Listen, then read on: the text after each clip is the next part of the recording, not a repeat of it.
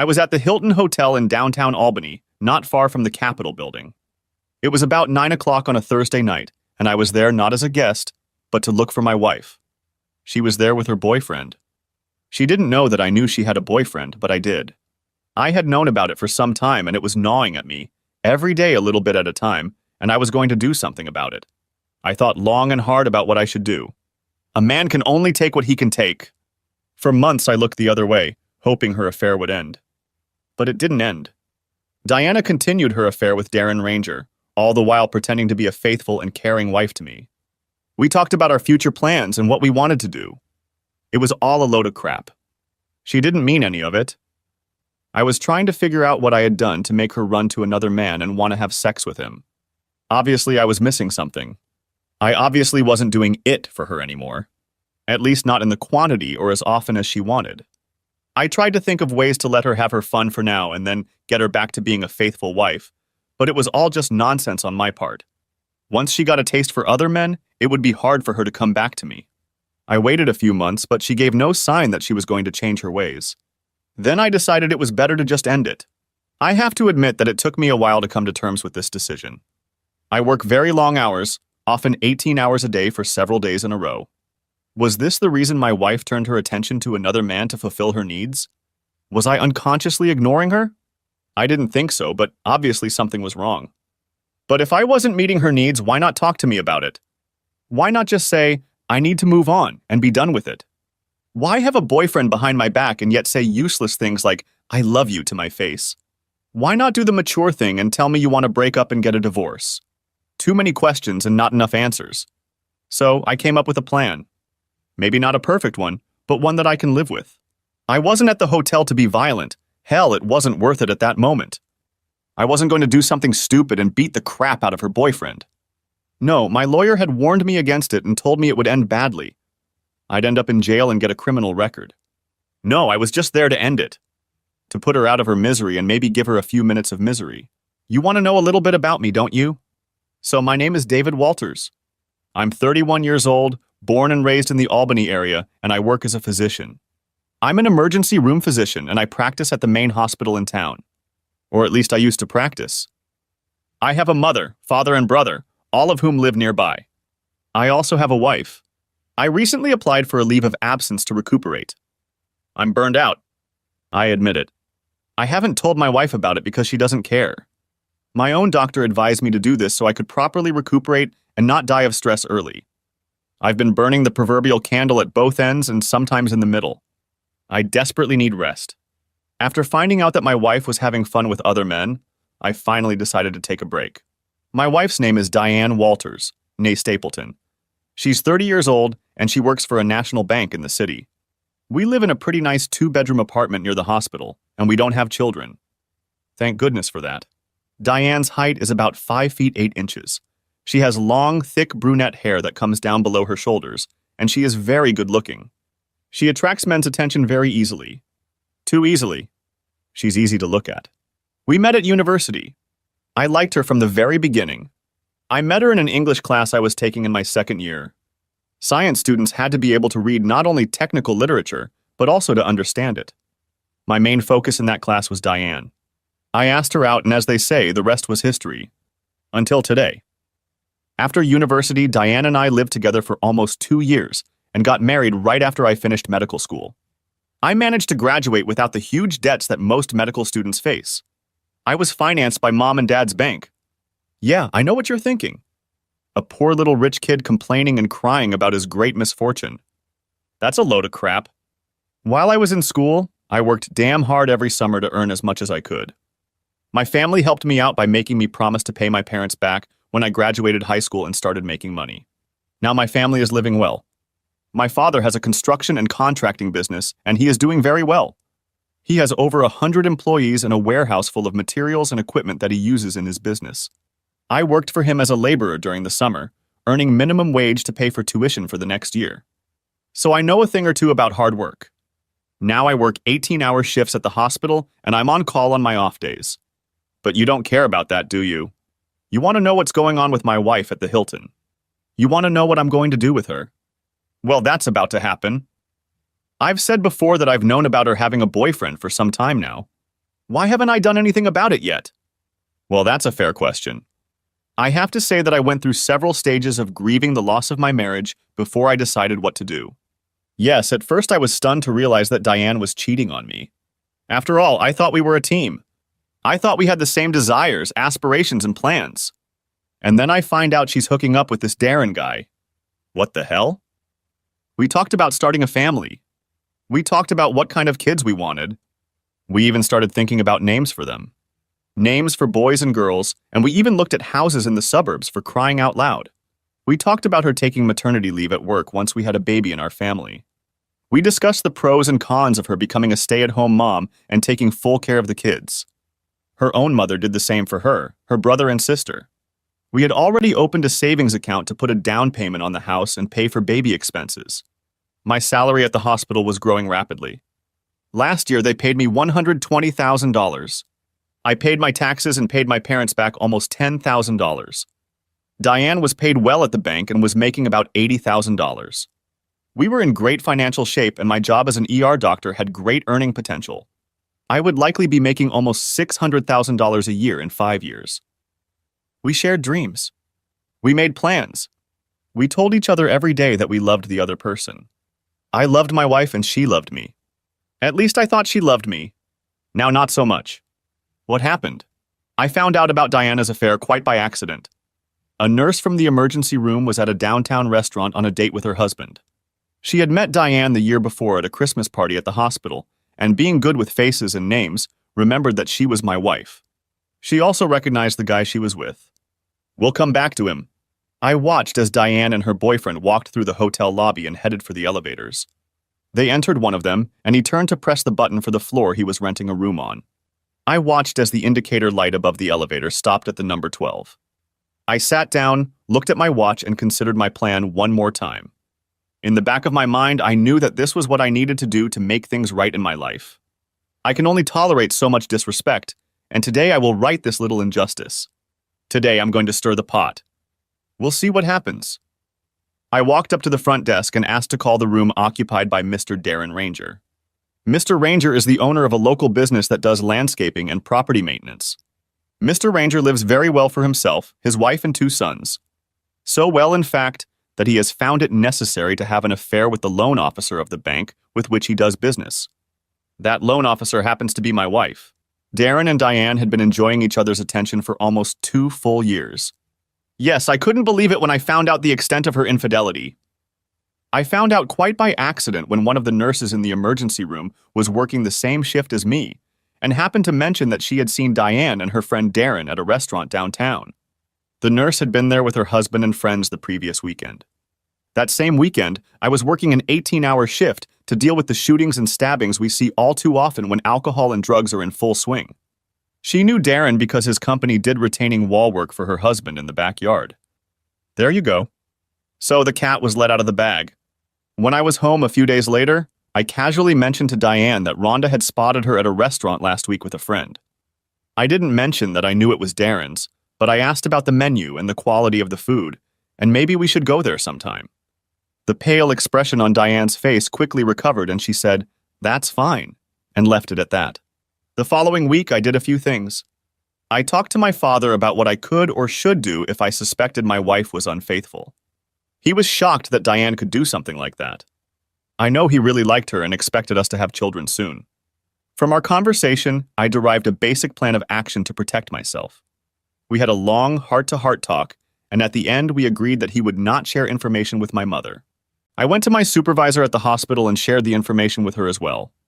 She agreed that I needed a vacation to deal with my shit. She was familiar with my wife, and I could tell by the look on her face that she was disappointed that Diane might have done something like this. But she also realized that it happened too often. We agreed that I could take a 3-month vacation, and then we would review my work assignment. I even met with the in-house psychiatrist to talk with him, and she agreed that the stress of my family situation required some time off to recuperate. My next assignment was to contact the investigative agency and have them find out what Diana had been up to. It only took them a week of digging, and they put together a clear picture of what she and Mr. Ranger were doing, where they were doing it, and how long they had been doing it. The hotels kept records, and for a reasonable monetary fee paid to a willing clerk, would make those records available to anyone interested. Not that there is a great statewide law about the confidentiality of hotel records. A $100 bill handed to the porter, known to the investigator, led to a history of Mr. Ranger's business at the hotel for the past 2 years. It seems he had rented a room there almost every week, regularly like clockwork. And almost always with the same woman. The clerk recognized the woman in the photograph as the one who had accompanied Mr. Ranger. The woman in the photograph was Diane. The next thing I did was go to the bank, interestingly enough, not the one my wife worked at, and withdraw every dime I could without closing the account I had there. I have my own credit card, so I didn't have to do anything. So, armed with the knowledge that my loving wife is a cheating bitch, I decided it was time to do something about it. I knew Diane would meet her boyfriend after work, have dinner, and spend a few hours in a hotel room. She thought I had a long shift at the emergency room that day and night. He needed to get home to his family so he didn't have to stay up late. That morning, as soon as she left for work, I packed up all the things I planned to take with me and then went down to the garage and started loading up the bike.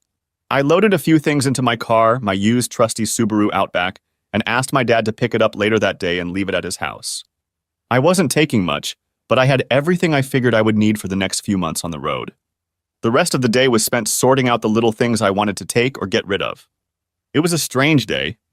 There seemed to be a death in my family. In fact, it was the death of my marriage.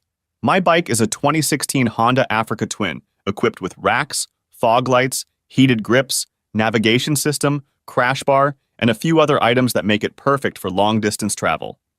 All I needed to take with me was a few changes of clothes, a toothbrush, rain gear, and an iPad. I planned to stay off the freeways and see the countryside. I decided that I would stay overnight in small budget hotels, motels, bed and breakfasts, and eat at local establishments off the beaten path. I will make occasional rest stops in places where there is plenty to see and do. My father always told me that change is sometimes as good as rest. Well, if ever there was a time for change, this was that time. My plan was to make one lap of North America. I mapped out a route that would take me along the New England coast to Maine, then into Canada, to New Brunswick and Nova Scotia, then by ferry to Newfoundland, with a landing at Port aux Basques. I would tour the island and leave via Argentia, and then return via New Brunswick to Quebec, Ontario, and then west through the prairies and Rocky Mountains to British Columbia. From British Columbia, I planned to take the coastal highway south to San Diego, and then take a route through the mountains to the Midwest, and make my way back through the Midwest to Albany. I figured it would take me 3 months, maybe 4, and by then I would be able to exorcise the demons enough to move on with my life and get back to work. I seriously considered taking a job with Doctors Without Borders for a year or two, just for a change of scenery. I figured there had to be better places to do good work than an ER in Albany on a Saturday night. The GSW and stabbings were starting to get tiresome. One can only tolerate so much stupidity. Right now, first things first. I had a cheating wife to deal with. I walked up to the counter and asked to speak to Darren Ranger.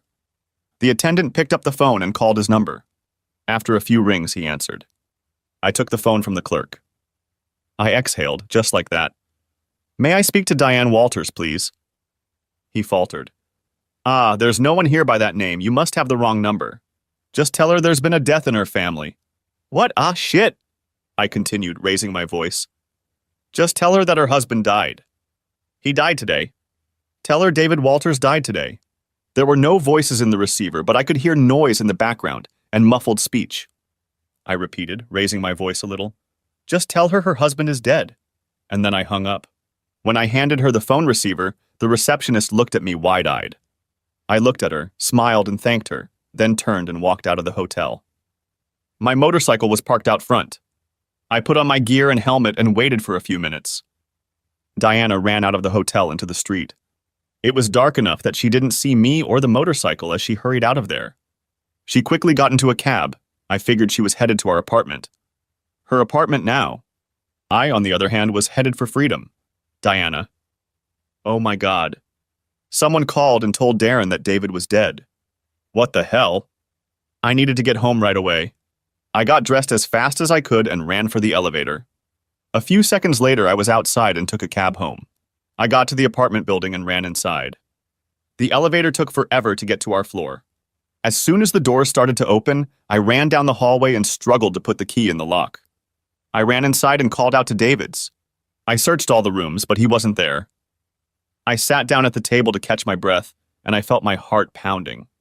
I rummaged through my bag for a cell phone to call his father, and then I saw an envelope on the table. My name was printed on the front. I picked it up and opened it. It contained a single piece of paper and David's wedding ring. Shit! He knows. I unfolded the piece of paper and read it. Diana, you can consider me dead. Our marriage, by all accounts, has been dead for a long time, and that's why I left. I took what I wanted, the rest is yours, and you can do what you want with it. I have notified the management company that I will no longer be living here, so you can decide whether you want to stay here or move. The choice is yours.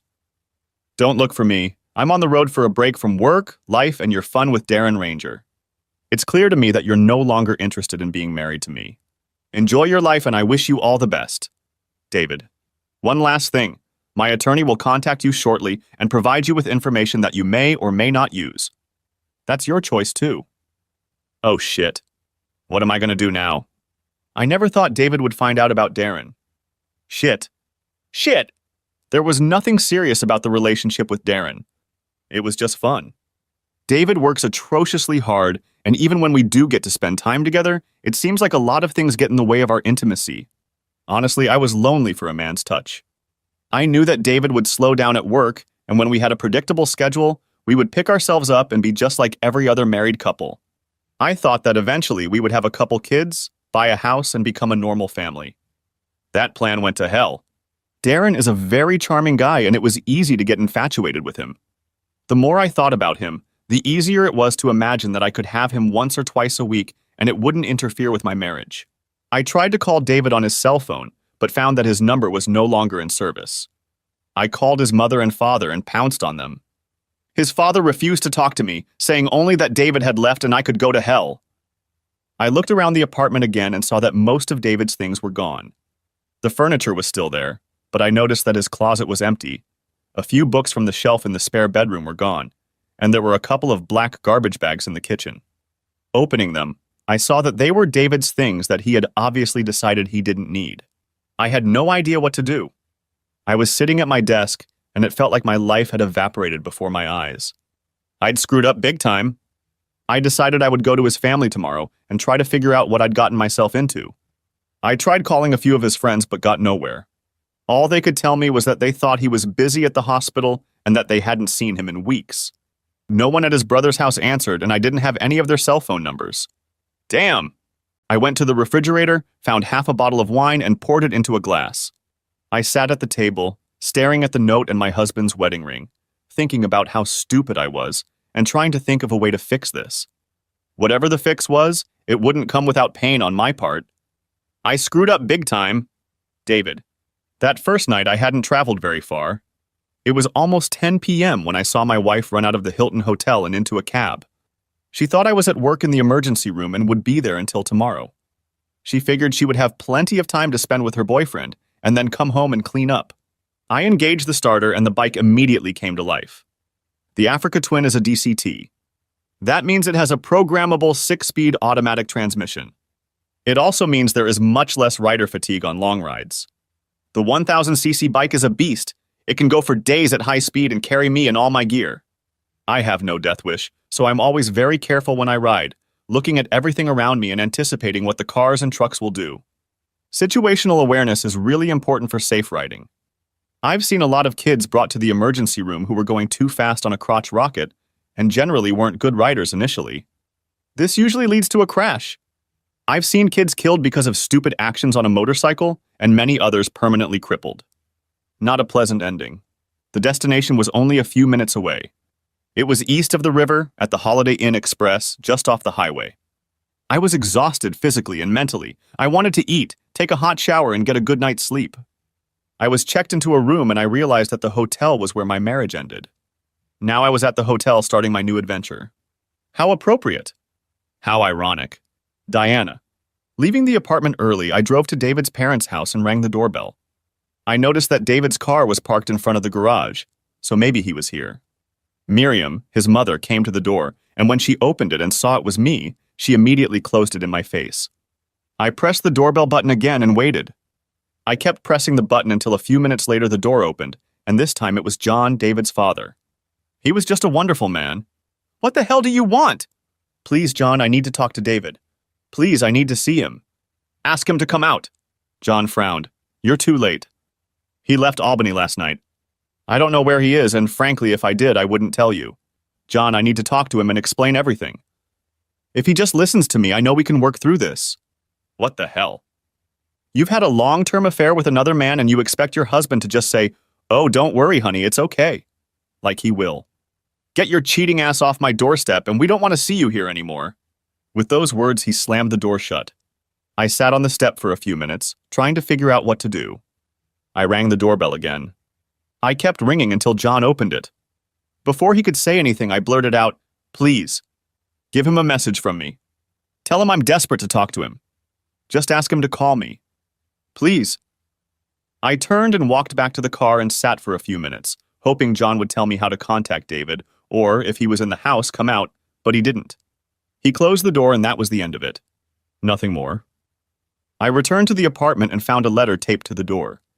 It was a letter from David's attorney, Leanne Collins, informing me that I had been dropped from David's health insurance policy and all financial assets had been divided equally, and David's portion withdrawn from all bank accounts.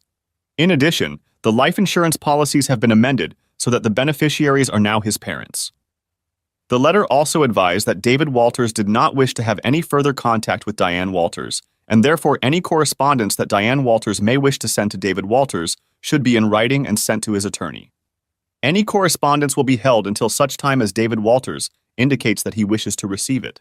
The letter went on to say that under New York State family law, Diane Walters has the right to sue for dissolution of marriage on the grounds of abandonment after 1 year, which will be 365 days from this date. If Diane Walters wishes to file for dissolution of marriage at any time, have her representative contact Leanne Collins. Any necessary motions or pleadings on behalf of David Walters will be filed at that time. Have a good day. So it became clear that my husband was done. We had been together for almost 8 years, married for almost 4 of them, and that was the end of it. I had already pooped in my own bed, and now I had to lie in it. I spent the entire weekend trying to reach David's brother, his friends, his co-workers at the hospital. I even went to the hospital to try to find someone there who could tell me where David might be. I met an emergency room nurse there. Her name is Rhonda. She told me that she couldn't talk to me because she was very busy, but I could come see her the next day and we could talk. I thanked her and left. The next day I went to the address she gave me and she actually let me in to talk. She offered me a drink. I asked for ice water. I needed to clear my head. She told me that she had shared with David that she had seen me at the restaurant with Darren. She said he was interested to know more about this Darren. Rhonda said she told him everything she knew about him, which wasn't much, but he was married, had a family, and his company did landscaping in her backyard. There wasn't much more to tell. She looked at me with a mixture of amazement and pity. I'm sure she thought I was a stupid idiot and had ruined my marriage to a married man, no less. As we talked, her kids ran in and out of the kitchen. She shouted at them every now and then and returned her attention to me. After asking a few more questions, I thanked her for her time and got up to leave. As I walked out the door, she mentioned that it was widely known at the hospital that David wouldn't be returning to work for a while. She stared after me as I got in my car and drove away. A month later, David. Newfoundland is a beautiful province. It has majestic scenery and very nice people. I was on the island for over a week, traveled many roads, and really enjoyed the scenery, people, and food. When I got to the Avalon Peninsula, I was confronted by a moose that decided to come out onto the road to see who I was. I managed to avoid the giant and stopped to watch him for a few minutes while he decided that maybe the road wasn't the right place for him. Good for him, and good for any unlucky motorist who might have run into him. I had been warned that there were a lot of moose along the highway, so I only drove during the day. I was in a place called Petty Harbor, eating ice cream after visiting the easternmost part of North America, Cape Spear, and I got a flat tire on my bike. 4 different people offered to help me. You don't see that in Albany? I called the Auto Club, CAA in Canada, and they sent a truck to load my bike on it and take me to a repair shop. The repair shop was in St. John's S, a fairly large city with a good selection of places to stay and great restaurants. I got a room in a small hotel in the center of town and went for a walk around town while my bike was being repaired and tuned up. It was a good place to take a break from riding, do laundry, and recharge my batteries. The hotel room was clean and comfortable, and it even had a small bar and restaurant. I stopped by the motorcycle repair shop again to have them do a modification for me, and while I was there, I happened to meet a woman who was also traveling across the country on a motorcycle. She was from Germany and was on her way to Morocco. She had traveled through Canada and was now heading to Africa to begin her journey around the continent. She was preparing her motorcycle for shipment from St. John's in a shipping container. She would fly to Casablanca via Lisbon and pick up the bike as soon as she arrived. It should have taken about a week to get the bike to Morocco. Her name was Emma Fisher. She was originally from Berlin and worked for a travel company. She was dressed in riding gear, and although it wasn't the most flattering outfit, I immediately knew she was gorgeous. In my opinion, she was about 35 years old and about the same height as me. My height is 5'11", and I stand barefoot. She looks like that British actress who does the Mission Impossible movies, only with a sexy German accent. After talking some more about traveling by motorcycle and some of the things she had encountered on her journey across Canada, I asked when she was leaving, and it turned out to be only in 3 days. Then I asked her out to dinner. She said yes. We were staying in hotels fairly close to each other and agreed to meet at a restaurant called the Salty Cod. Wow, an establishment by that name in Newfoundland. We ate, drank, got to know each other, and the next morning I woke up in my hotel bed with a hand on my chest and a mane of dark hair spread across the pillows. She was gorgeous. I felt, well, it's hard to find the words to convey how good I felt. It was the best night I'd had in a while. For the first time in a long time, I felt good. We spent the whole next day together, talking a lot about traveling and how exciting it was to travel the world on a motorcycle. Her smile, her voice, and her eyes attracted me. I was immediately drawn to her. I got an erection at the mere sight of her. I was overcome with lust. After I shared my story with her, and she shared hers, we talked about what we each had planned for the next few months. My plans, of course, included driving across North America. She had already driven almost 40,000 kilometers and planned to drive another 20,000 before heading home to Germany. Her plan was to drive around the coast of Africa. I thought it would be a much more interesting trip than the one I had planned.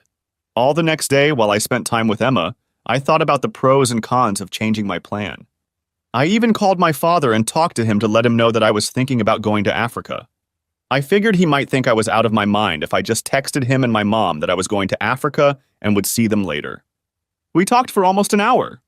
At the end of the conversation, both he and Mom said that I should do whatever I want. This is my life, and I should make my own decisions about the path it will take. When I was a kid, my father used to tell me that fathers are where their children's dreams go to die. I didn't realize this until I grew up, and then I always thought it was a humorous but sadly realistic phrase my father used to say to me and my brother. Yes, I have a brother. He's 2 years older than me and married with 3 kids. He works with my dad at a construction company.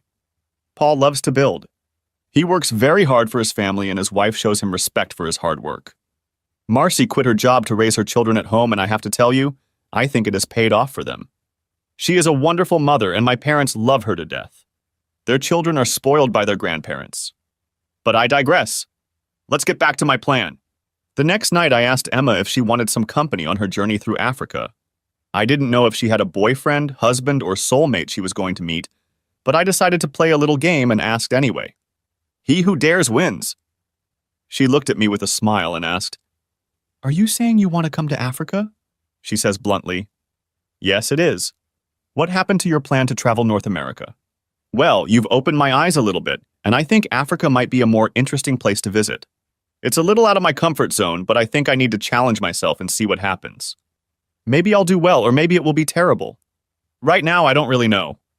But I think I'd like to find out. I'm still too close to Albany. I need some distance from my old life. You have an immediate problem. Your motorcycle is here and needs to get to Africa. I quickly called the store and asked if there was room in the shipping container for another motorcycle. The store owner called me back an hour later and said that if I could get there now and sign some paperwork, he could have my bike ready to ship the next morning. The logistics of shipping a motorcycle are pretty simple, but all it takes is enough money. 2 days later, I boarded a flight from St. John's to Toronto with Emma. From there, we flew to Paris, and then after a short wait, to Lisbon and Casablanca. Emma Fisher. When David talked about wanting to join me on the African part of my trip, I decided I needed to find out more about him before agreeing.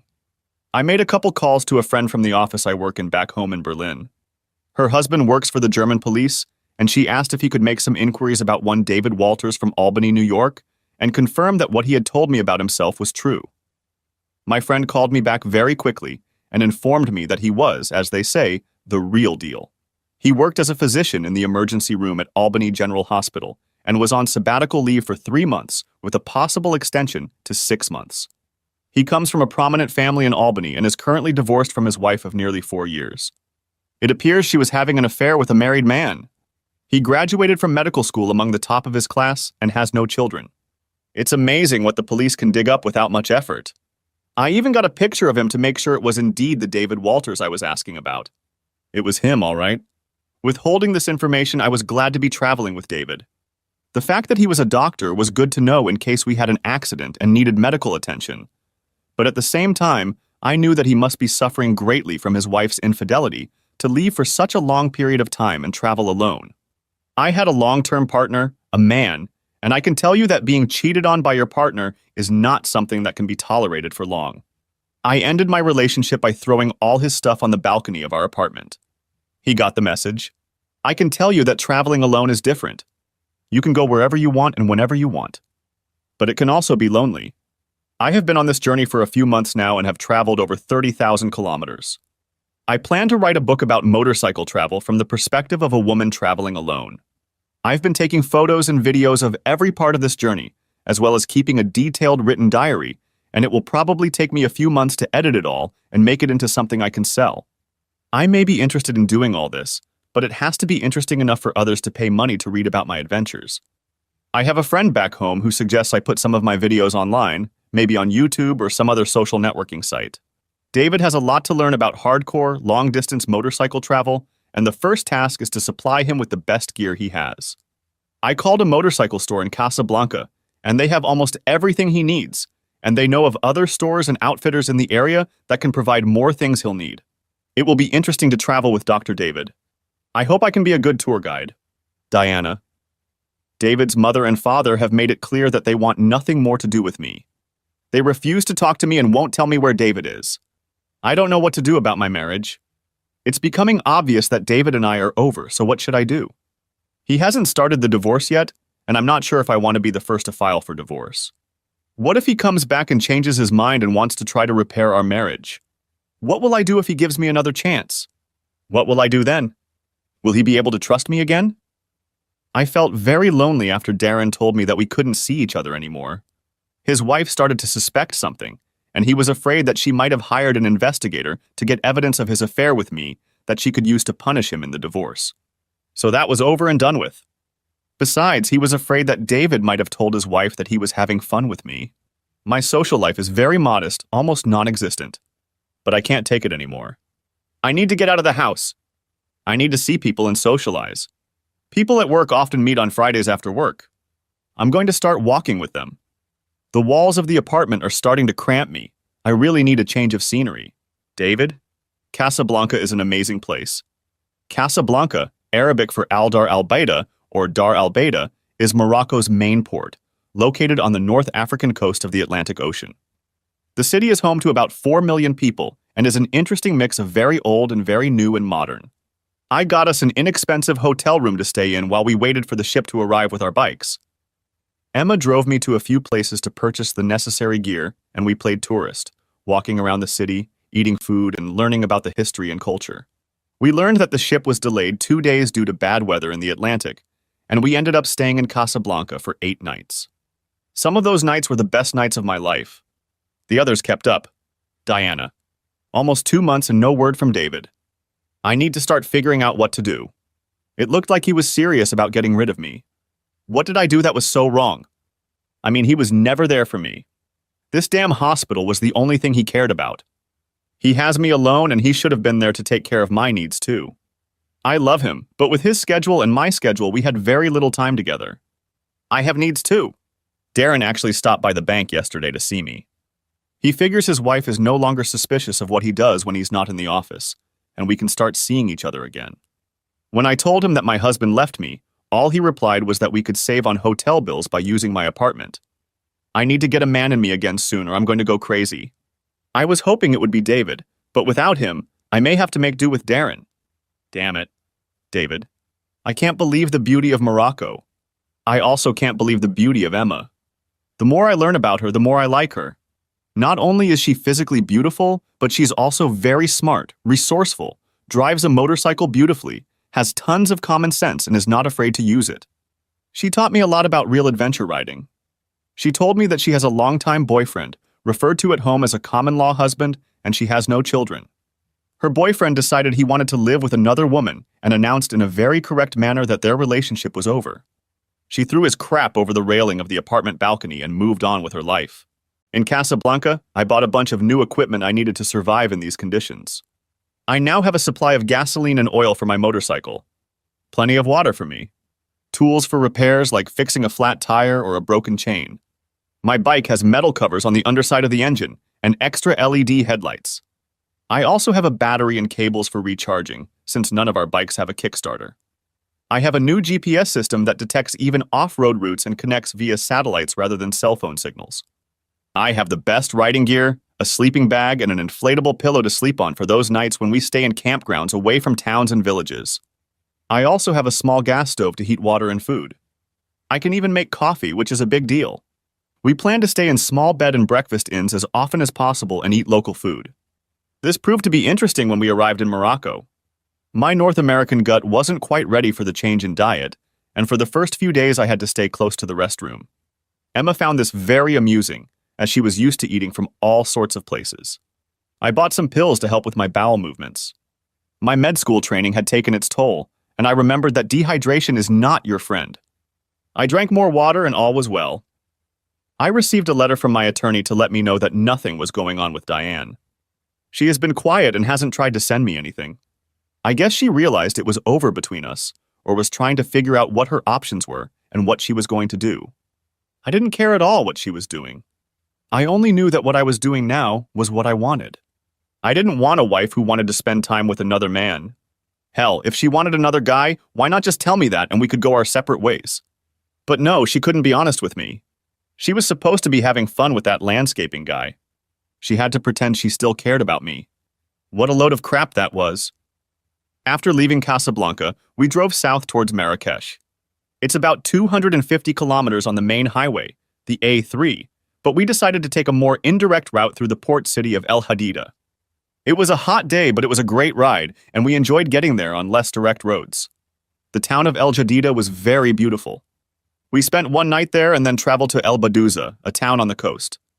Because it is so close to the water, the temperature there was a little cooler than inland, so I was able to acclimatize to that kind of terrain. Emma had never been here before, so it was a time for both of us to discover the region. Emma knows several languages: German, English, French, Spanish, and a little Arabic. In the short time we'd been in North Africa, she'd managed to use them all. God, I love her German accent, it's sexy as hell. The journey from Casablanca to Marrakech took us 5 days and over 1,300 kilometers. It was, without a doubt, the best trip of my life. Safi and Essaouira were on our itinerary, and then we traveled east inland to the big city. Marrakech is a city of about 1 million people. It is an amazing place, again combining old and new. Since neither of us had been there, I convinced Emma that we should stay for 3 days and play tourist. So we did. I was able to find an inexpensive hotel in town that had secure parking for our bikes. I didn't want them to be stripped of everything or stolen. We checked the bikes every day and everything was fine. Emma rode a BMW F800 GS, and it was equipped with everything BMW can think of to make long-distance travel easier. I may come up with some of that later, but for now the Africa Twin was doing just fine here in Africa. Diana. It's been over 2 months now and I haven't heard from David or anyone he knows. I tried several more times to talk to his family, but each time I got a door slammed in my face. I called his attorney, but all she asked was if I was starting divorce proceedings or if I had a letter I wanted him to receive at some point. I didn't write a letter, and what the hell was I supposed to put in it? I wasn't going to get a divorce yet. I still wanted to talk to David and see if he was okay with staying married to me.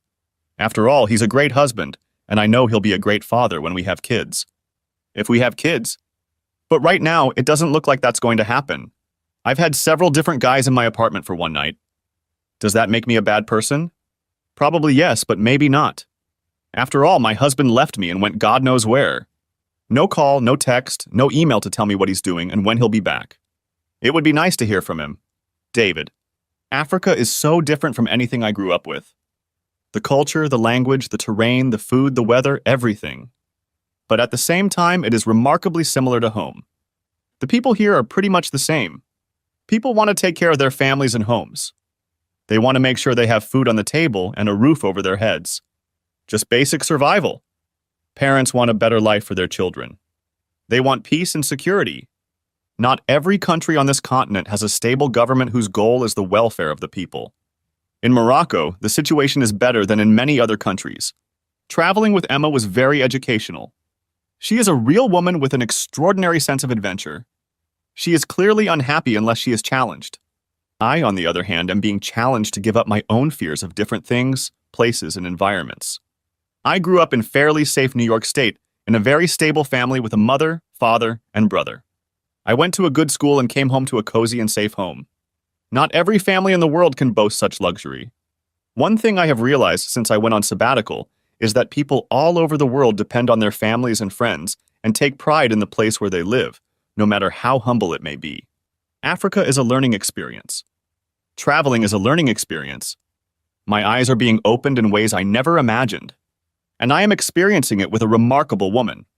Emma is a wonderful companion and lover. She is passionate, caring, wild, and loves living on the edge. That doesn't mean she's stupid, just the opposite. She has a lot of common sense and is not afraid to use it. I'm overcome with lust.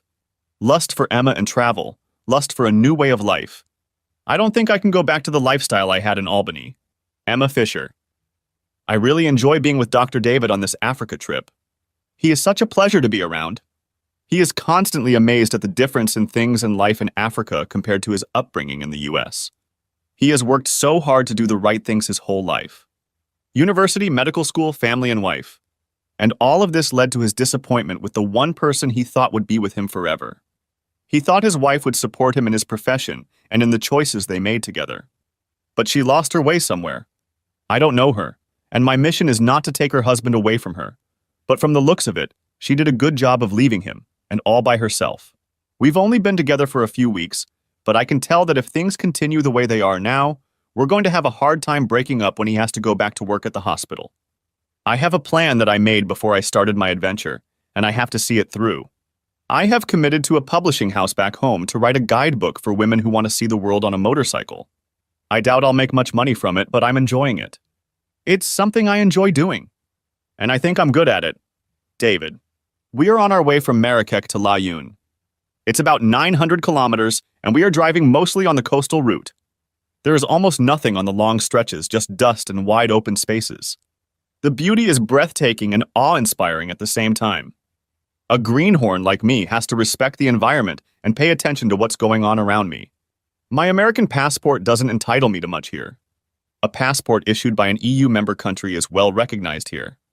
Border guards are often perplexed as to why an American is in a place like this and riding around on a motorcycle getting dirty. One customs officer asked me why I left America and came here. I smiled and pointed to Emma. He laughed, nodding his head. He knows why men do that. On the way to El Ayoun, we camped for 2 nights. We made sure we were far from the road and would not be an easy target for night thieves. I must say that the first night I hardly slept at all. Every noise kept me awake and on high alert. On the second night, fatigue set in and I started sleeping more. In the morning, after some ablutions had been performed and coffee brewed on the stove, I felt much better. Motorcycle gasoline, water, and food were a priority for us, so we never passed a place to fill up and buy food. We always paid cash and never put down more than what the gas and groceries cost. It's best not to make a target of yourself. Not to say that West Africa is a dangerous place, no more dangerous than some parts of the US, but it never hurts to be aware of your surroundings and realize that 2 people on expensive motorcycles must have some money on them, so they are immediately a target for a thief looking to make an easy buck. My equipment protects me from falls, but it is no match for a gun or knife. I know full well the damage a tiny gun can do. I've seen it too many times in the ER at my house. Great entertainment! The trip south through Western Sahara and Mauritania was unlike anything I'd ever seen or experienced in my life. The landscape was like the moon must have been. It was dry, dusty, brutal, and beautiful all at the same time. As we drove, we were able to talk to each other through Bluetooth helmet communication devices. Emma kept telling me about the region as if she had lived here for years.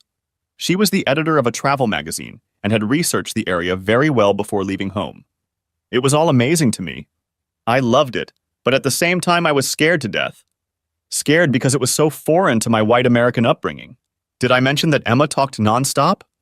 Her voice was mesmerizing. I could listen to that woman read the Berlin phone book. I swear I got a boner while I was riding my bike, all because of her voice. Our goal after leaving Laayoune was to get to Dakar in Senegal. It was over 1,800 kilometers. This meant 4 days of pretty intense driving. I had managed to increase the distance, but now had to cover it in the heat and dust. Dust everywhere. Emma reminds me to drink water about 10 times a day. I have a Camelback flask that holds 4 liters of water, and I empty it every day plus more when we finish. A few times I've had to stop to empty my bladder on the side of the road, but it makes me laugh when Emma has to do the same. I tried to take a picture of her squatting to pee. It didn't work. She chased after me and snatched the phone out of my hands. I was laughing so hard I was having trouble breathing.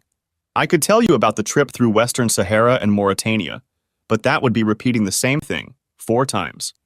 Lots of wide open spaces with absolutely nothing on them. I've mentioned before that we never once passed a place to buy gasoline. We both carried an extra 10 liters of fuel on our motorcycles, and we had to use it a couple of times. My motorcycle is a little bigger in engine displacement, so it uses a little more gasoline than Emma's BMW. I'm going to buy an extra gas tank to attach to the bike. We had a breakdown and had to repair on the side of the road.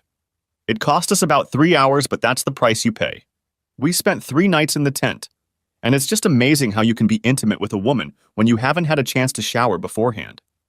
The smell of human body odor when it had been hot and sweaty all day was something I was used to. Making love to Emma in a tiny tent in the desert after several such long days with no water to take a bath was different. But it was still amazing. Neither of us went near certain parts of the other's body with our mouths, but our hands were there. I know it sounds gross, but that's life. And sex. And maybe the beginning of love. We did a little bit of washing. A little water and soap on a washcloth to wash all the necessary body parts, and we used a cup of water each to brush our teeth. Cleanliness is, well, you get the picture. We crossed the Senegalese border at Diama. The crossing at Rosso is much more complicated and requires paying money to just about everyone who has any control over the crossing to get to the other side of the river. We learned from other bikers that there is a bridge at Diama, and crossing it is less costly. Not too far from the bridge is the city of St. Louis. This is not the St. Louis you are most likely familiar with. It's very different. I knew from research beforehand that the city is divided into different parts, some of which are on islands. When we arrived in the city, it looked like something I had only seen in movies. The poverty was astounding. However, as we drove over the bridge, we saw another part of the city that clearly had money. We found a nice and inexpensive hotel, Hotel de la Poste, secured our bikes and cleaned up. The hotel was next to a large government building, so there was always a police presence nearby. This meant there was much less crime in the area. Good for us. I told Emma that I needed some rest after crossing the desert. She laughed her infectious smile and agreed that we could both use a decent bed to sleep in. We spent the next 2 days in that bed. At times we got very little sleep. We went out for food a few times and swam in the hotel pool. The hotel even has a laundry room, so we got our clothes in order. I know what you're thinking. A rich guy from the US can buy anything he wants in Africa. Well, most of the big houses in this part of St. Louis are owned by Senegalese, not Westerners. So park your outrage. Also, everything is a little cheaper in this part of the world than in the US. $50 a night for a nice hotel room that would cost $200 in the States is not uncommon. I usually checked my email when I had a good Wi-Fi connection. I wanted to see if my family had sent me anything and if my lawyer wanted to pass anything on to me. It was mostly my mom and dad asking where I was, if everything was okay, and if I was having a good time. This time the lawyer gave me an update. It seems Diane had written a letter asking where I was and when I would be back in Albany. I asked my parents not to report my whereabouts, and my attorney was under strict orders to do the same. She told me that Diane had not yet initiated any divorce action. I figured she would file for divorce soon. After all, she was the one who needed sex outside of our marriage, and she had already been having fun with her boyfriend for 2 years. 2 years. What I was doing now was none of her damn business. As far as I was concerned, it was over between us. Finished. I planned that if Diane didn't file for divorce before I got home from my trip, I would. I wanted to move on. I was having the best time of my life right now. Emma is a wonderful woman. I don't know what the future holds for us. She has plans, and they don't necessarily include me. But that's okay. Our meeting in Canada happened completely by chance. But it's a wonderful accident nonetheless. Emma Fisher. After a wonderful 2 days at the hotel in St. Louis, we had to hit the road again. Our goal was Dakar, which was only 300 kilometers away. At the exit of the city, our plans quickly changed. A big problem loomed ahead. A bus had overturned on the road right in front of us. It looked like a scooter with a family of 5 and a propane tank on the side had hit a huge pothole and flipped over in front of the bus. The bus veered sharply, but that's when the driver hit the truck and the whole thing flipped on its side. After a momentary "oh shit," we pulled the bikes to the curb and took off our helmets. David ran to the front of the bus and started looking for the family on the scooter. What he discovered was horrifying to most of us. The family had been thrown from the scooter and the father was pinned under the wreckage of the bus. The children were all bleeding and the mother was lying unconscious on the ground. The damn propane tank was jammed underneath her, as it appeared that she and the tank had rolled over several times. David quickly set to work on the mother as it appeared she had the most trauma. David started yelling to me to help with the kids and then to a few other people to go check to see if the father was alive or dead. I took our first aid kits off the bike and handed them to David. He was very calm and focused, working on the mother and her children. The father was barely moving, and it was obvious that he was going to need a lot more strength than we could give him to get him out from under the fender of the bus. Finally, the police showed up, but they did little except direct traffic. David yelled for them to call an ambulance, but they looked at him like he had 2 heads. An ambulance? Here? There were thankfully only a few people on the bus, and they slowly made their way out with cuts and bumps. The bus driver was bleeding from a head wound. He would need a few stitches. The policeman finally moved, and with the help of an iron bar tried to lift the bus a little so that the father could be pulled out. When they got him out, he was in a bad way. David was preoccupied with him and kept asking if an ambulance was coming. Finally, 2 ambulances showed up, and the mother and father and 3 children were loaded into the car and taken to the hospital. David and I were sitting on the side of the road drinking water. David was looking at the cuts and bruises the people on the bus had received. One of the police cars had taken the bus driver away, probably to the hospital. We didn't know for sure, but it wasn't our problem. One of the policemen with a lot of rank under his belt came over to talk to David. He spoke fairly good English. He asked David a few questions with a lot of hand gesturing and nodding. I couldn't hear what the conversation was about, but I soon found out. The policeman wanted to know why David was giving first aid to the wounded. When David explained that he was a doctor, the officer stepped back and spoke on his cell phone.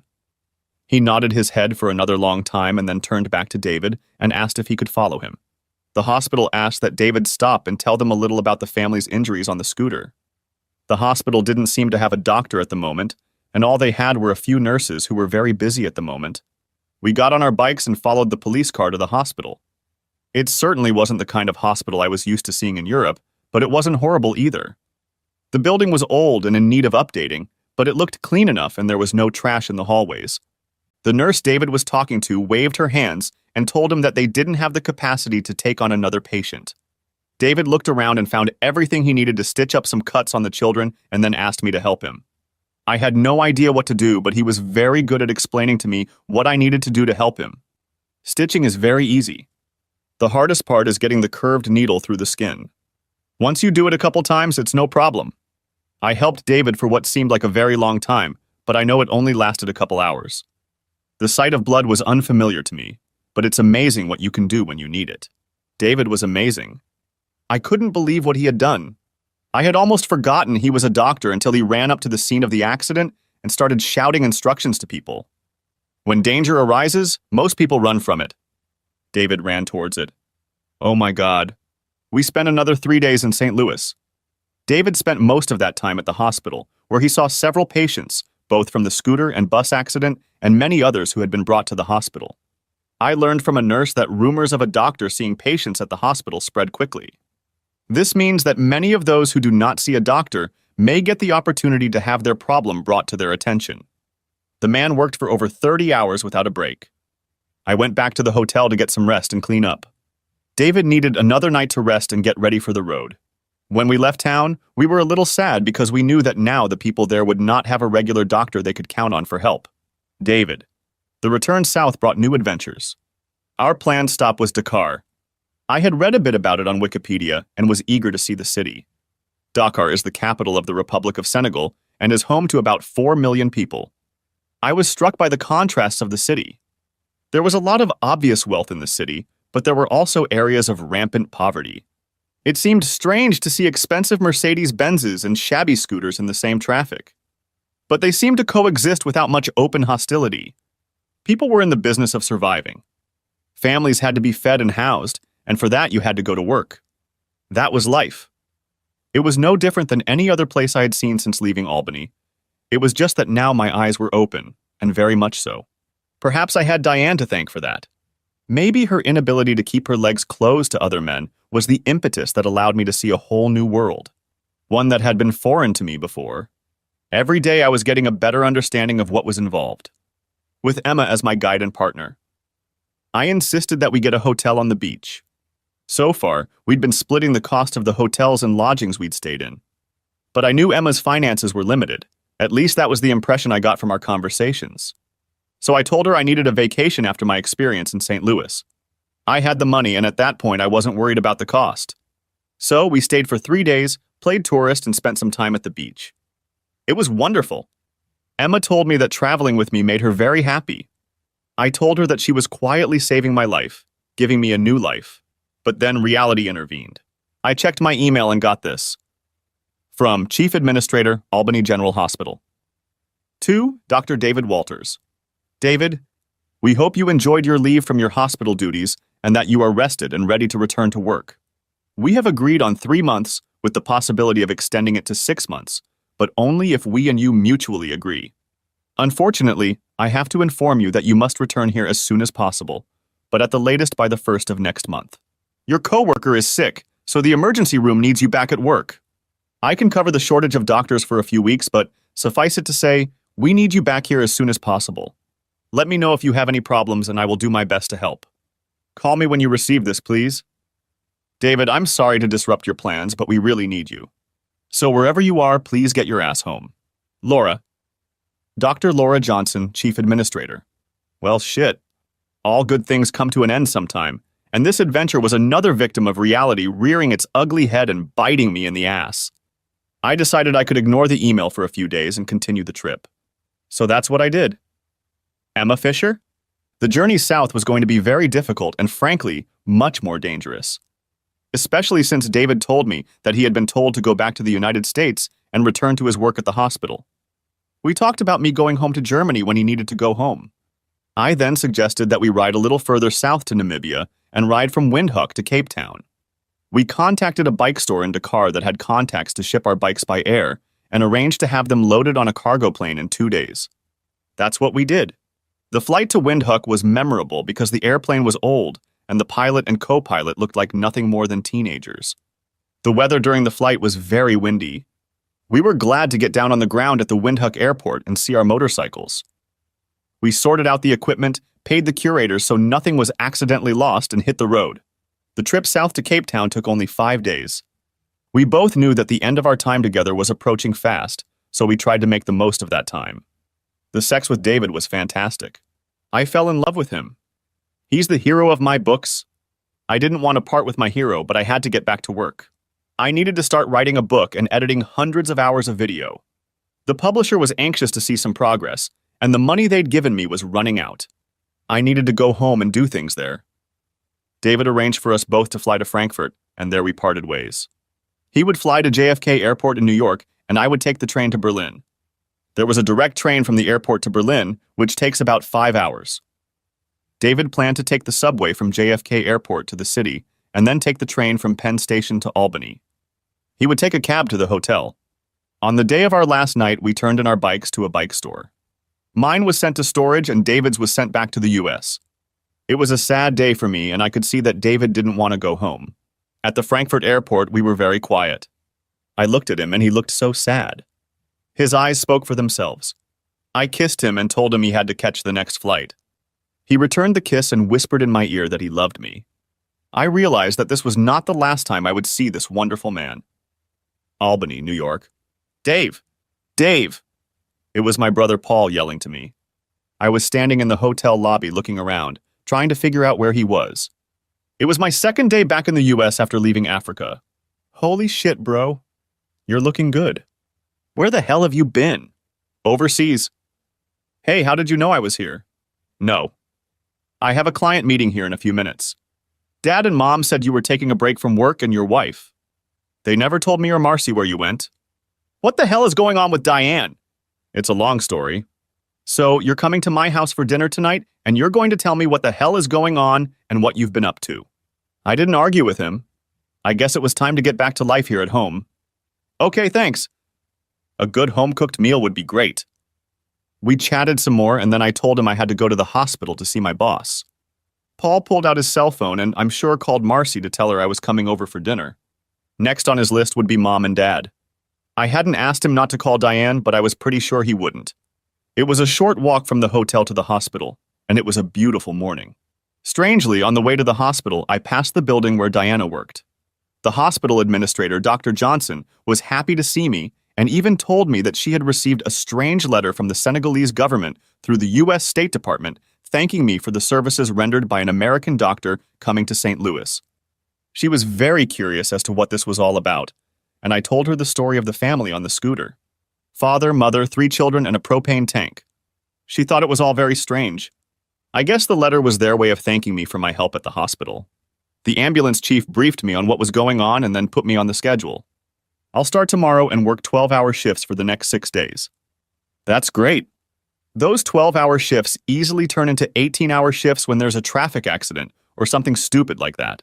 Tonight I was going to visit my brother and his wife, eat all the food they would put in front of me, play with their 3 kids, and maybe even have a beer or 3. I knew there would be a lot of questions.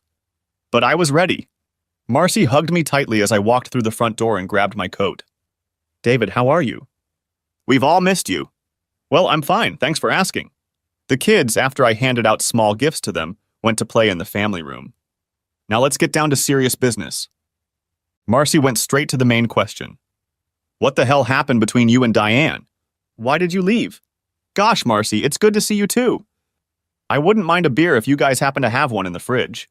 Paul looked at Marcy as if to say, I told you so. He went to the kitchen and came back with 3 bottles of beer.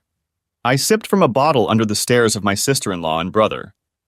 I began, So, I guess you want to know what's going on with me? What did Mom and Dad tell you? Marcy looked at me with some disdain for my evasiveness. They haven't said anything. I even tried talking to Diana, but she won't say anything. She wanted information from me, and of course I had nothing. All we knew was that you took a break from work and went off somewhere by yourself. So what the hell is going on? She put a fine point on the matter. I spent the next half hour telling them about the last 5 months in Reader's Digest format. I even went into some of the finer details of what I knew Diana was doing. I spared them the details of the investigator's report that revealed the extent of her entertainment. I omitted many details that they really didn't need to know. Besides, now that her affair had been revealed, it wouldn't bother them as much anymore. No matter. We had dinner and more beer, and there were lots of questions about what I was doing on the road, and especially in Africa. I shared a few stories about my travels. I told them about Emma. I also told them that she was back in Berlin, working, and I was now back in Albany, working. So our lives will continue. After dinner, I told them that I was going to look for a place to live for a while until I sorted out my divorce and figured out what I wanted to do with the rest of my life. The trip with Emma had opened my eyes to life, and I didn't think I could go back to living in a hospital and pretending to be happy. Returning to Albany reminded me of the collapse of my marriage and how I had failed as a husband, how easily Diane had left me for any available guy. I didn't say this to Paul and Marcy, but thinking about Diana made me feel like a complete wimp. She had deceived me so easily and for so long. I resolved never to allow myself to do such a thing again. That was one of the many conclusions I came to while traveling on my motorcycle through Africa. Another conclusion was that there are many good women in the world. Women with morals and integrity. Women who will be honest with you, and if you don't suit them, will tell you so. We'll talk to you. Not just have fun behind your back. If Diane didn't want to be married to me, why the hell didn't she just say so, and we could have divorced and moved on? But no, she had to hide what she wanted. She had to lie to me. I took an Uber back to the hotel and got a good night's sleep. Tomorrow I had to look for accommodation. Diana. A person I work with informed me that David was back in town. They knew someone who was at the hospital and had seen him. I tried to call his mother and father, but predictably, I got the same answer I had gotten every time I called after David left. Back off. I was desperate and decided to stake out the entrance to the emergency hospital in the hope of seeing him. I spent 4 nights parked outside the hospital in a place where I could watch the entrance from. My goodness, how many people come and go in and out of that place? I didn't realize how busy it was. It seemed like every night there were ambulances constantly arriving here, bringing in the sick and injured. I got bored, so I took a book with me to read and a snack. Unfortunately, on the second night I felt like going to the bathroom, so I got out of the car and went inside to find a restroom. I walked around until the security guy asked if I needed directions. I decided to just ask David. I was told that doctors' names are withheld unless you have an appointment, and then you have to go to the main entrance. I thanked him and left. On the 4th night, I got the gold. He was there. He was walking from the doctor's parking lot to the entrance. My heartbeat quickened, and I almost jumped out of the car and called his name. But I was too late. He disappeared inside the building. I got what I came for. I knew he was back in town. My next step was to try to talk to him and convince him to come home. David. It took a few days of searching, but I managed to find a nice apartment near the hospital. It was a few blocks away from where I lived. It was a pretty tiny 1-bedroom apartment, but it was furnished, and all I had to do was buy linens and towels and stock up on food. I wanted a furnished apartment since I didn't want to buy furniture. I hadn't decided how long I was going to be here, so there was no point in buying a bunch of stuff that I would have to get rid of later. There was underground parking for my car, and I saw that the building had security, though no doorman. It didn't take me long to get back to work in the emergency room. Gunshot victims came in daily. Accidents and stabbings kept me busy. Heart attacks and strokes were commonplace because Americans were obsessed with the concept of obesity. Why people want to be overweight? Africans are almost never obese because they have much better nutrition. They have to eat less, and they realize they have to be as healthy as they can be because medical care is so scarce. That's fine.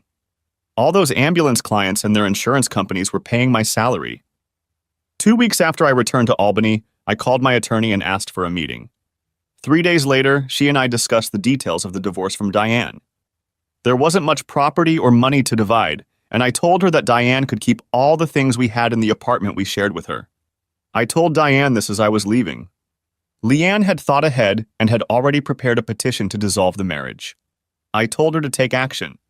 I was very surprised that Diane had not initiated the divorce.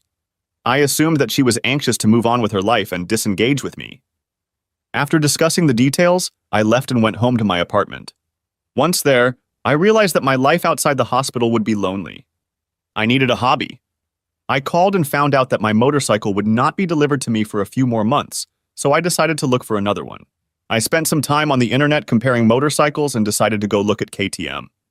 We have 2 stores outside of town that sell KTM motorcycles. I stopped by both on my day off, looked at what they had in stock, and settled on the 890 Adventure R. I asked them to bring a few accessories to outfit it for long-distance riding. Racks, extra headlights, a quick shift adapter, and a few other little things all made the bike great for riding on both paved and dirt roads. It wasn't cheap, but what the hell else was I going to spend my money on? Diana. I got home and there was a guy in a suit standing outside the building. As I approached the entrance, he looked at his phone and then asked me, "Diane Walters?" "Yes, who are you?" He handed me a large envelope. "You have been served." Before I could say anything, he stepped back and took a picture of me on his cell phone, holding the envelope, and then quickly turned around and walked to his car. Shit. I knew this would happen. David? So, a quick guide to New York State divorce law. You can file for a no-fault divorce in New York if you and your spouse have lived together for at least a year, or if the marriage has broken down irretrievably for at least 6 months. My attorney sent an email saying that Diane had been served with divorce papers. Leanne expected to hear something from Diane's attorney in a week or so. Until then, there was nothing that could be done. If Diane stalled, Leanne would file a petition with the court and get it granted after a year. So, in this case, Diane's prolonged affair represents an irretrievable breakdown of the marriage. If she objects to the divorce, the lack of living together for the last 6 months means that we must live apart for another 6 months, in which case the requirements of the law would be met. Either way, the divorce will be final in about 6 months. Easy and simple.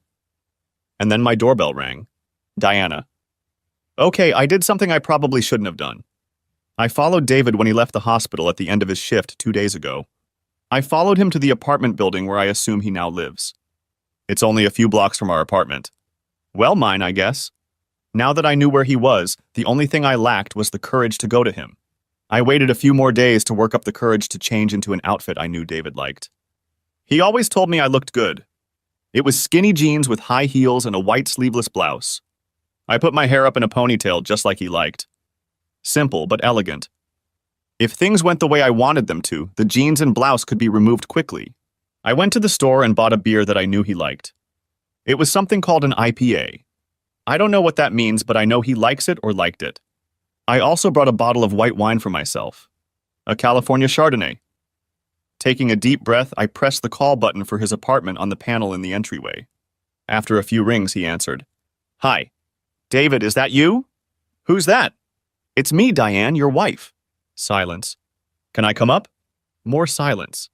I'd like to talk to you. Silence again. After what seemed like an eternity, the buzzer sounded, and I grabbed the door before he could change his mind. I took the elevator to his floor, and on unsteady legs I walked to the door of his apartment. I knocked. David. I was not surprised when the intercom informed me that someone was calling at my apartment. There are always people in apartments. Girl guides selling cookies, Mormons selling Jesus and salvation, politicians selling getting elected or re-elected. But this was unexpected. It was probably a big mistake, but I let her in. When I heard a knock on the door, I waited a few seconds before opening it. I needed to take a deep breath and gather my thoughts and emotions. In the few minutes between her call and the knock, 100 thoughts ran through my head. They were questions I was asking and anger I wanted to vent. Before opening the door, I reminded myself that I had moved on with my life. I am in a better place now than I was 6 months ago. I opened the door and there she was. The look on her face was, well, she looked good. She looked tired, but good. The woman who was my wife. Hell, she's still my wife. She was just standing there outside the door. I opened the door all the way and invited her in. Hi, Diane. What brings you here tonight? Hi, David. I wanted to talk to you. You've been hard to talk to lately and even harder to find. I turned and walked down the short hallway to the kitchen. I saw that she had a bottle of wine in her shopping bag. I brought her a wine glass and set it on the counter. She handed me the bottle. I had intended to pull the cork, but noticed it had a screw cap, so I opened it and poured her some. She pulled a can of IPA beer out of the bag and handed it to me over the counter. I wasn't sure if alcohol was good for me right now, so I told her. No thanks, I'm on hospital duty tonight. I grabbed a glass with ice and poured some Diet Coke. I pointed to the table for us to sit down. I decided that what we needed to talk about would be better discussed at the table, rather than pretending we were all having friendly and informal conversations in the living room. Now was as good a time as any to finalize this marriage, and we could get busy signing the papers, and our lawyers could have the judge stamp them and be done with it. Diana. David got straight to the point. No preliminary, how are you? Or, it's good to see you after all these months. No, he looked more serious than I'd ever seen him. My stomach tied itself into a knot when I started. You scared the hell out of me when you called the hotel and had Darren tell me you were dead. He didn't know who was calling, and of course he didn't recognize your voice. I was shocked when I got home and found your note and wedding ring. I pulled his gold wedding ring out of my bag and slowly placed it on the table. He just stared at it, not touching it. He wasn't going to go near it. It was poison to him. I tried to talk to your family, but none of them wanted to take the time to talk to me. Your father told me repeatedly to go to hell. I guess I deserved it. Ever since you left, I've been in some kind of hell. David hastened to reply. What did you expect me to do? I found out you've been having fun with Darren Ranger for a while now, and you thought I shouldn't do anything about it? What kind of idiot do you take me for? Never mind, I know what kind of idiot you think I am. It wasn't like that. How the hell was that? I was lonely. You were always in the hospital. You were never home, and when you were home, you were always exhausted and you never had time for me. So that meant it was okay to go and have fun with another man? It was okay to ignore our marriage? It was okay. Why the hell couldn't you at least talk to me and tell me you wanted to end our marriage? Why deceive me for so long? David stared at the table and refused to look at me. I couldn't blame him, could I? He took a drink, then asked, Did you sign the divorce papers? No, I don't want a divorce. I want us to be a complete family again. I am still your wife, and I want to be your wife and the mother of your children. David laughed. You've got to be kidding. It was a statement, not a question. Are you completely delusional? No, I still love you very much. I'm still your wife, and I'm not going to do anything else that would jeopardize that. I want you and me to live together again. I want us to be lovers again. I want to be the mother of your children. He looked at me wide-eyed. Jesus, woman, you're delusional. I'm not going to be your husband a day longer than I have to be. My lawyer is ready to go to court and file the divorce without you. You know that in New York, it's enough for that to happen if we've lived apart for a year or 6 months, if it's proven that our marriage is irretrievably broken. You've done a good job of making it irretrievably broken. Now I've done my part. It's over. Realize that. You started all of this by entertaining your girlfriend for almost 2 years. I'm just finishing it. Honey, what does it take to get over a divorce and become a couple again? I don't want to be married to you, Diana. You broke us. We're going our separate ways now. I've had an amazing experience since leaving Albany, and I'm not going back to my old life. David, we can be good together, I know. No, we can't. You enjoy spreading your legs too much in front of other men for there to be any kind of relationship between us. This water has been poisoned. It's time for us to move on, Diana. It's over. It's over. You can go back to doing what you like. David stood up to tell me that our conversation was over. I finished the wine from my glass, set it down, stood up, and moved toward him to kiss him. If he'll only let me touch him, maybe we have a chance. If he remembers what it feels like for me to be around him, maybe he'll want me again. I walked right up to him, took his hand, and pulled him to me. I kissed him on the lips. I stayed as close to him as I could until he pulled away.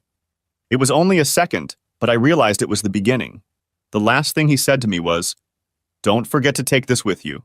He pointed to his wedding ring on the table. I took it, put it in my bag, and left his apartment. That's when I realized we were done. David was over. He and I would never have a life together. I loved the man, and I'd cast him aside for something that wasn't worth the price I had to pay. Darren wasn't a prize when you think about it. He got what he wanted, and all it cost me was a husband I didn't really want to lose. I'm so stupid. I deserved what I got. I need to sign the papers and get it done. I need to let him go. David? That crazy woman tried to kiss me on the way out of my apartment. I don't want anything to do with her. Now she wants us to pretend like nothing happened so we can be a couple again and have kids. Ah! She's not right in the head. That's not going to happen. The only thing that can happen, at least on my end, is that my lawyer will file a divorce and I can move on with my life. I needed a long, hot shower to wash the stink off me. So I did, and then I had a beer. Emma Fisher. I've been very busy here in Berlin, editing hundreds of hours of video and putting it into context. The dubbing has been a challenge. I'm doing everything in English and a second version in German. Doing closed captioning is fun. It's a lot of work. The last month has flown by, and I didn't notice how the time flew by. I sent David a few emails with short videos and a few pictures taken on his Honda while we were in Africa. He looks good in the videos. Even in the one where he threw his motorcycle. We both laughed a lot. I asked my friend to help me. Her husband works for the government and has access to information about people. She was able to get me some information about David before we traveled to Africa together. You'll remember that I wanted to find out if he was really who he said he was and not an imposter or serial killer. I was glad to hear that he was really who he said he was. So I asked Ingrid to ask her husband Nick if he could give me an update on David. I know it was a little mean, but I needed to know what was going on without asking David directly. I had my reasons for doing so. It took about a week, but she gave me what her husband was able to get. It seems David is back working in the emergency room, and his lawyer has filed a dissolution of marriage, as it's called in America, with the court. That means divorce. The application was registered with the court a few weeks ago, so according to American divorce laws, he will be officially divorced very soon. That's good, because I have some important news for him. But before I tell him, I have to make sure some other things get done first. Business in America. I sincerely hope my news will please him. David. Yay, I'm divorced. It's official today. I have the paper in my hand. Thank God. Now I feel like I can move on with my life and do some of the things I want to do. I have a few things to figure out first. Emma calls and writes me letters all the time with news about her book and videos. She has sent me several videos, mostly showing me doing stupid things like throwing my bike. Or me almost running into a small herd of cows on the road because I was looking at the sights and not paying attention to what was ahead. The cows and the bike weren't hurt, but my riding partner was laughing really hard. I told her about what was going on in my life. We talked on the phone several times. I told her about the visit Diane had paid me and how she hoped I would forgive, forget, and take her back. The disrespect with which Diane had treated me for so long was the deciding factor for me. I made my decision immediately after learning the extent of her affair. There was no going back, it seemed to me. It was what made me want to take a break from life. Emma listened to my rant, and I realized she was sick of my problems. She wanted to tell me something. She said she had to go, but she would send me an email in a day or so. Emma mentioned that she had an announcement for me in a couple weeks, but until then I would have to wait. I figured it was about her book. Emma, I need to tell David the news, but I'm not going to do it when he's still mad at his ex-wife. I need him to focus on me. Maybe a little more time, but not much more time. David, it's been a week since the divorce was finalized, and I'm at the Albany airport where I'm about to board a flight to O'Hare in Chicago, then Heathrow, and finally Berlin. It will be about a 15-hour flight, and I will arrive there tomorrow around noon. I need to see Emma. It's been almost 2 months I need to talk to her. I need to find out if there's anything left between us after our time together in Africa. If not, I'll go back to my life and figure out what I want to do.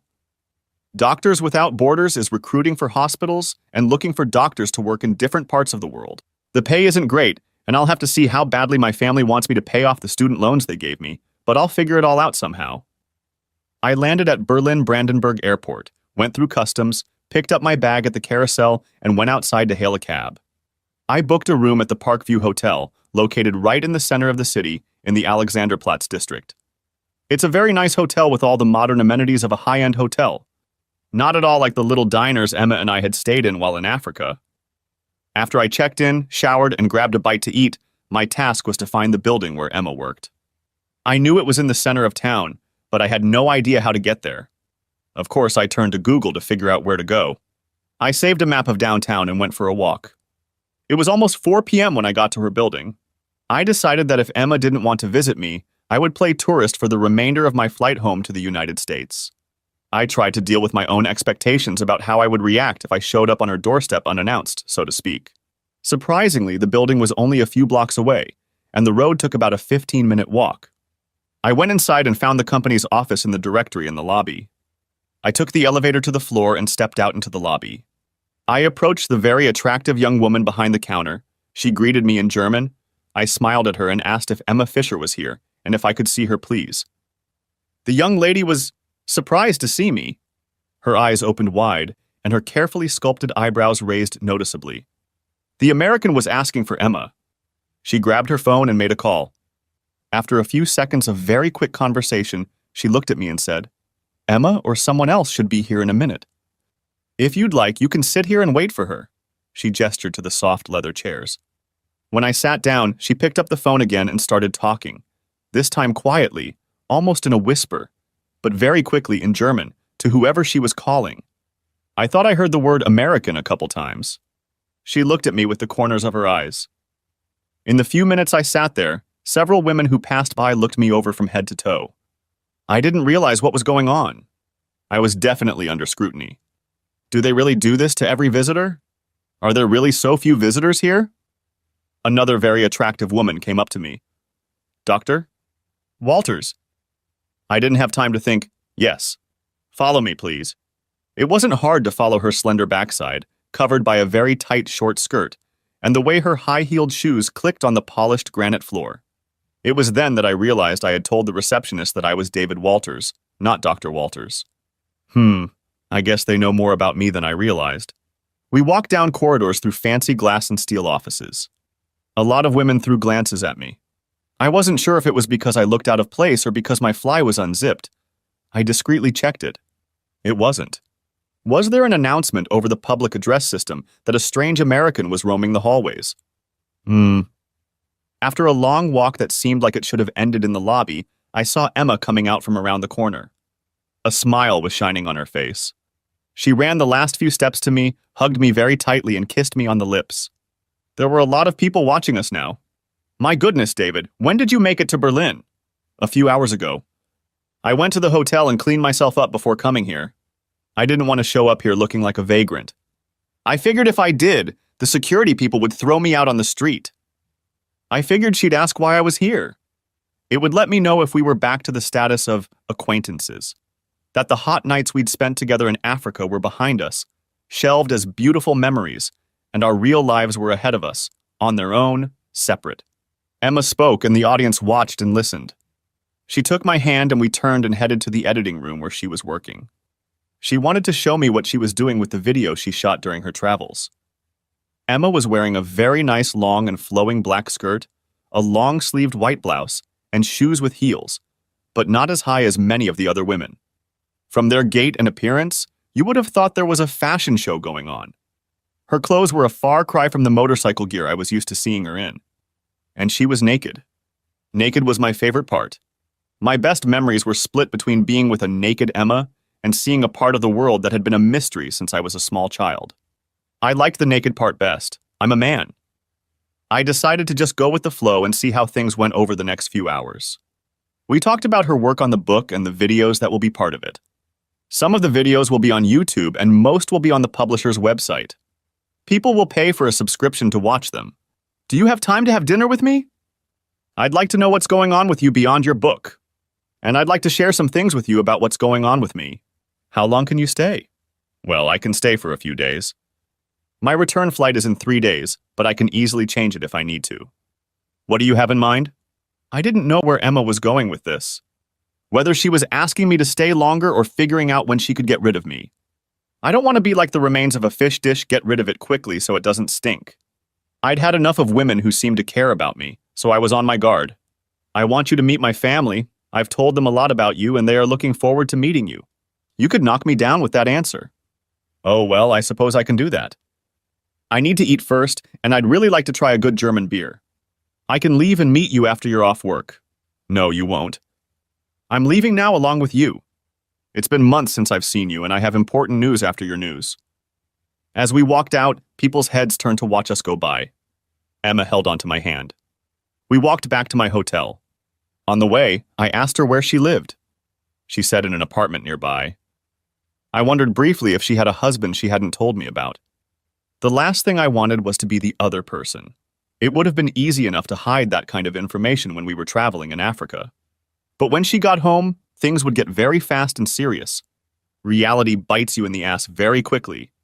I realized that I didn't know as much about Emma as I wanted or needed to know. I might want to meet her family. We got to the hotel and went into my room. Emma grabbed me, and we immediately started kissing with a heat that I hadn't felt in forever. Our clothes dissolved in a flash of hand and foot movements. In a flash, we were naked on the bed. My mouth and hands were reacquainting themselves with the woman who was magic to me. She seemed familiar and new to me at the same time. I missed her touch without realizing it. For the last few months since returning to Albany, I'd been holding my breath and didn't even realize it. Now I could breathe again. She seemed perfect to me. I couldn't believe that just a few days ago I'd been through a nightmare marriage, and here I was already with a woman who made me feel human. I didn't want it to end. It was almost 9 o'clock when we surfaced to shower and eat. We didn't go far for food. The hotel had a good restaurant, and it was hard not to get good beer in Germany. Emma ordered a Diet Coke, which was strange because she likes beer. So why does your family want to meet me? I told them about you and our travels together in Africa. They are very eager to meet you since you come from the United States. I told them about my travels in Canada.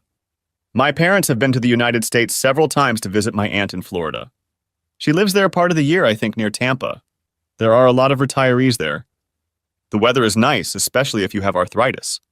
Emma laughed. I think she has it, and she loves the beach. She took a sip of Coke. We can go to my parents' house tomorrow if you want. We'd have to take the train. Will it take about 6 hours? Where do they live? In Ulm, in the south. My father worked as an engineer at Volkswagen. He developed production systems. I found it all very boring, but he could talk about it for hours. I'll let him tell you all about it. My mom is an accountant, but she's retired now, as is my dad. I'll call them and tell them we're here for a visit. I decided it was better to go with the flow, at least for now. The conversation turned to me. So you're now officially a free man? I smiled broadly. Yes, it is. And I have the paperwork to prove it. I reached into my pocket and pulled out a piece of paper folded several times. I placed it on the table. I am a free man. Emma turned it around and looked at it. I've never seen one of these before. Congratulations. How does it feel? That's good. It was inevitable from the moment I found out she'd been having sex with her boyfriend for almost 2 years. She didn't want to be with me. If she wanted to, she wouldn't have done what she did for as long as she did. I shrugged and sipped my beer. She asked, "What do you want to do now?" There was a definite motive behind this woman's questions. She was dragging me several hundred miles to introduce me to her family. I was being tried to be evaluated. For months, we had a level of intimacy that is common among couples who are deeply committed to each other. I thought perhaps it was a German trait to quickly become sexually involved after getting to know each other. But no, it was something else entirely. I don't know until the end. I'm not sure how much longer I want to stay in Albany.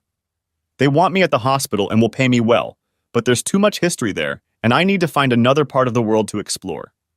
You've instilled in me the urge to travel, you know. It's mostly your fault. I grinned at those words. Emma smiled back. We spent the night in my hotel room, and in the morning we went to Emma's apartment so she could pack. She made a few phone calls, and then we took a cab to the train station. I like the trains in Europe. They run on time. They are easy to get to, and there is much less of the paranoid security found in airports. We found our seats and settled into them. When we arrived in Ulm, we were met by a couple in their 60s, and I immediately noticed that Emma looked a lot like her mother. Same eyes and hair, but she had her father's smile. We met and went looking for her father's car, a Passat station wagon. In Europe, cars like that are called estates. Their house was old, but in excellent condition. The inside had been thoroughly renovated not so long ago with all the modern appliances and conveniences. I complimented her father, Carl, telling him that my father was a builder and would have very much approved of the work he had done. Carl seemed to grow even taller at this compliment. I was offered a beer and Emma went to get drinks for everyone as we sat down. The looks I was getting just screamed, "Tell us all about yourself." But they started with, "So, you're American. Where in America?" I was going to try to exude as much charm as I could. They say that first impressions make a lasting impression. So I used all the manners my mother and father had taught me. Albany, New York. North of New York City, about 2.5 hours away. Many nodded in response.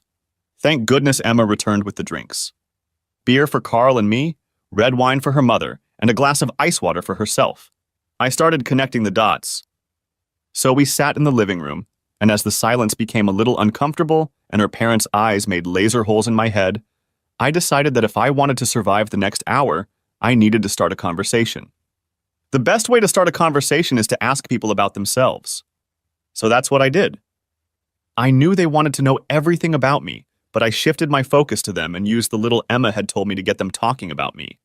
It didn't take Carl long to start the conversation. He went on and on about the excellent quality of engineering in Volkswagens and the other wonderful cars they make. Emma's mother, Maria, was much more modest. She had worked for a large accounting firm for many years, doing mostly auditing. She retired when Carl retired, and they planned to travel, especially to warmer climes when they were older. They want to buy a vacation home in Spain or Greece, somewhere on the water where it's warm in winter. In Germany, it's too cold for them in winter.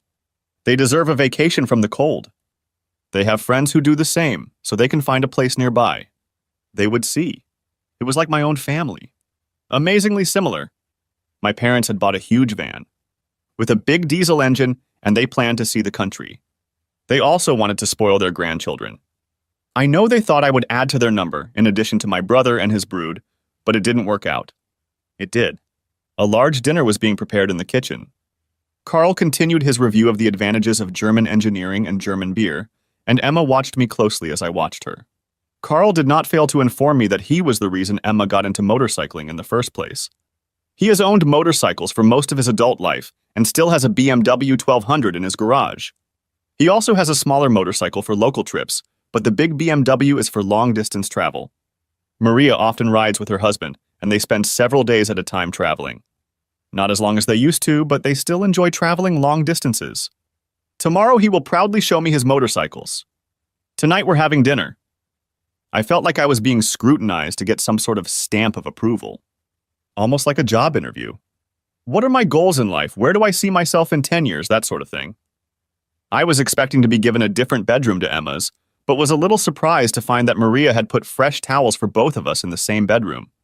When we got into bed, I decided that there would be no special intimacy, so I even left my underwear on when I got into bed. "Why are you doing that?" said Emma, pointing at my boxers. "Well, because we're at your parents' house, and I don't think it would be right to get naked in their house." She laughed. "They've slept together naked all their lives. Take that off. I haven't been around you for quite a few months, and I want you to be around me all of it." I whispered in her ear. "How long?" Emma didn't move from her seat. "How long?" "Yes, and for how long?" "How much time for what?" "How many weeks?" "You do remember that I'm a doctor, right? I know what a pregnant woman looks and acts like." "I'm pretty sure you're pregnant. There's a little bump starting to appear on your belly, so I'm guessing about 3, maybe 3.5 months." "Oh my God!" I counted and dotted the dots. The dots spoke no, screamed to me. "I'm going to be a father." The woman on the bed next to me smiled at me and got up from the bed to get her bag. She pulled out a plastic test and held it out to me. 2 blue stripes. My world changed in an instant. I did the math, and it turned out the place was somewhere in St. Louis, or maybe Dakar. About 3 months. I saw a doctor in Berlin about a month ago. I have an ultrasound appointment in a week. I was ready to accept that Emma and I would move on, but not as lovers, but as friends. I know what time and distance do to relationships.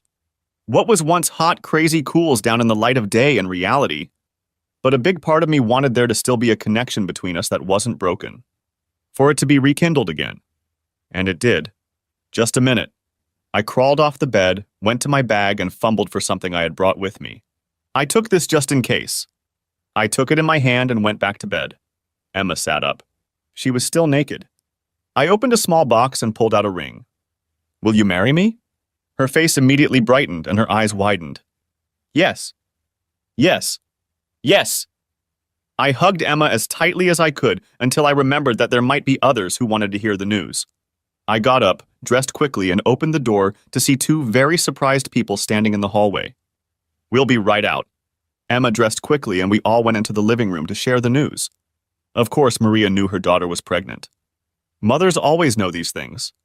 Carl, surprisingly, was not upset to learn that his daughter was going to marry an American. What can I say? Emma. 2 days later, David and I returned to Berlin by train. We had a lot to do, and I wanted him to be with me at my doctor's appointment for the ultrasound.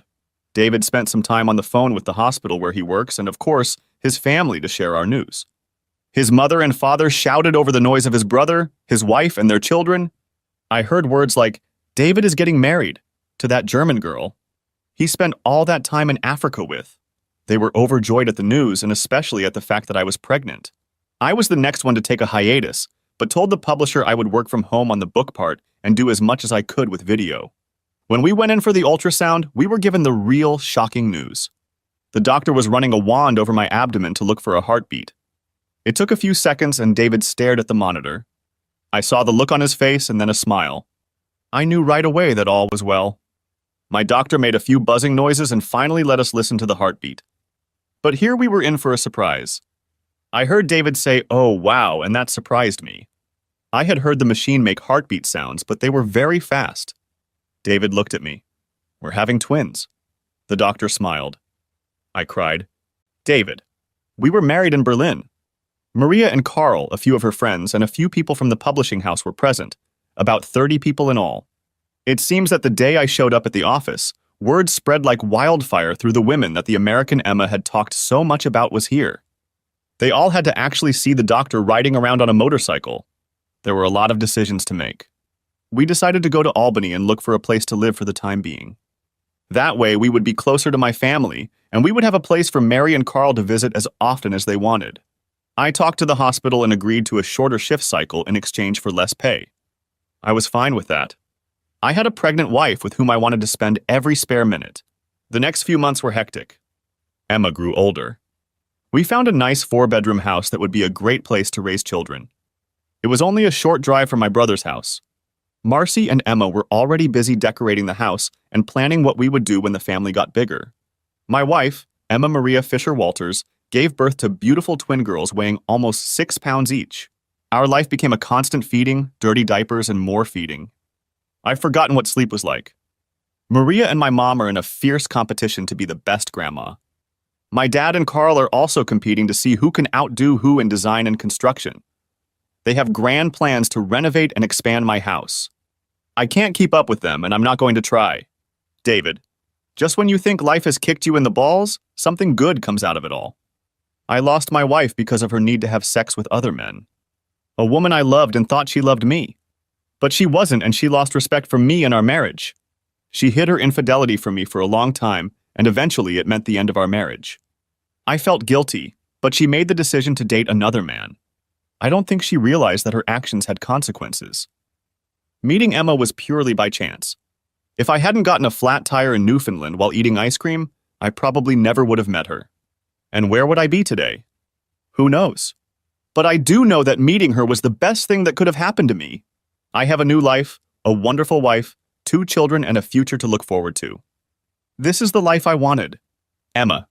I got the last words. Shortly after moving to America, I was walking with my sister-in-law, Marcy. We were shopping for children's furniture at an IKEA store. One woman was looking very intently at Marcy. She obviously knew who she was. Marcy turned and spoke to her. "Hi, Diane. That was it. No, how are you?" Short and to the point. I knew who Diane was, of course, but no one had ever shown me a picture of her. I knew she was David's ex-wife. The same one David had been having an affair with for a long time, until David discovered it. "Hey, Marcy, how's it going?" I turned around and my huge pregnant belly was in full view. I wanted to see what she looked like, and no wonder she was quite pretty. Marcy looked at Diane and said in a tone that spoke for itself, "Diane, this is Emma. She's David's wife. We're shopping for baby furniture." It left no doubt that she wanted Diana to know exactly what she was throwing away. "She's having twins." With those words, Marcy turned, gently took my hand, and we walked away. Marcy said quietly under her breath, "Slut." We picked up the purchases from the warehouse and helped Marcy and Paul load them into the truck. We had a snack, and I got the full story from Marcy about Diane and how stupid she was. Much of this I already knew, but it was helpful to learn about it from a different perspective. The Davids family never talked about her. She was old news best forgotten. That night, when David came home, we made love. I love being naked with him, and it always has the same effect on him. I dreamed of us riding motorcycles and traveling. I'm not sure that's going to happen anytime soon. David's father and mother have a huge motorhome, and they have offered to lend it to us if we want to travel with the little ones. The motorcycles will probably gather dust for now. I'll think about it. It could be fun. Thanks for watching. I hope you enjoyed it. So subscribe to my channel and watch the next video.